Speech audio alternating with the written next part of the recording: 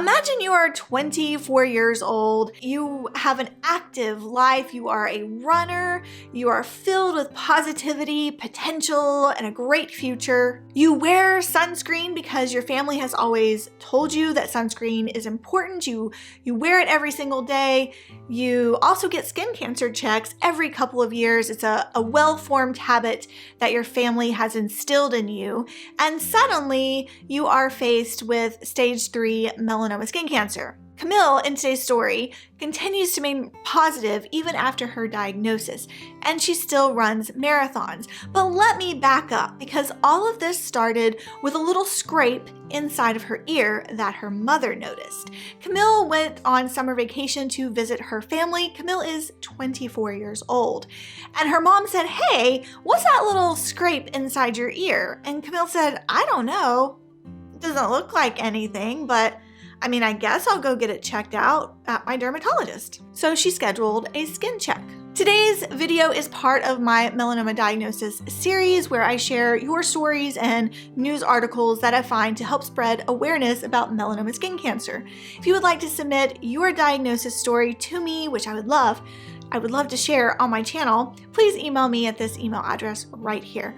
Also, join my mission to prevent skin cancer by subscribing to this channel. Thank you. Camille and her family had always had a good sunscreen practice and mindfulness when it comes to the sun, because her father is from Australia, which Australia has one of the highest melanoma diagnosis rates in the world. But Camille is also a runner. So when Camille went to this dermatologist appointment to have that scrape in her ear checked out, Camille wasn't surprised when her dermatologist was not that concerned about the scrape in her ear, but did a biopsy anyways and sent it off. So Camille was very shocked to discover that the biopsy came back as a potential stage 0 or stage 1 melanoma. However, a second biopsy was taken and it was determined to be a stage 2 melanoma because it was deeper. But they said they'd have to schedule surgery because that was the only way that they could really get an understanding of how deep and invasive the melanoma was. But not to be too concerned, because it was just little and it was on her ear, which is evidently known to be a place to not have it be horribly deep. Camille's diagnosis was shocking to her family. To her and her family, but she has a great family, and they immediately jumped into action to figure out, well, what are our treatment options? Surgery? Are we looking at different types of therapies? What therapies are out there? They got onto the research, but they found conflicting information, and a lot of it was confusing, which I totally understand. Camille ended up at the Memorial Sloan Kettering Cancer Center in New York City with a team of a dermatologist, pathologist, surgical oncologist, and immunologist who all guided her through this melanoma journey. The surgery came and went. They removed the melanoma, and that was when they discovered a satellite tumor, and she was diagnosed with stage 3. I had never imagined at only 24 years old that I would have stage 3 melanoma. Camille says, quoted in the Melanoma Research Alliance article that I will leave linked down below. I encourage you to read the article because it talks a lot about the different treatments that she had, and I'm going to gloss over that part a bit. Camille did